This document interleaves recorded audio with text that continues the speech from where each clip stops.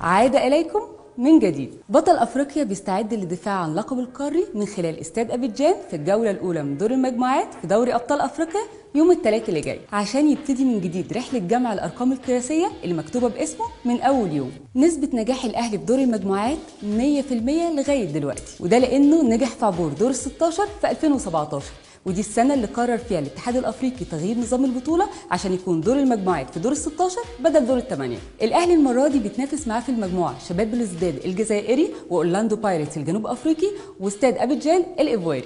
الاهلي هو البطل التاريخي للبطولة ب 12 لقب بفارق 7 القاب عن اقرب المنافسين اللي هم مازيمبي والزمالك، وهو حامل لقب اخر نسختين، وكمان بطلها 4 مرات في اخر 5 نسخ، وفي اخر 8 نسخ نجح الاهلي انه يوصل ل7 نهائيات، وده رقم استثنائي ما وصلوش اي حد غير الاهلي. والمره دي الاهلي عنده طموح انه يفوز باكبر واهم لقب في البطوله، وهو الفوز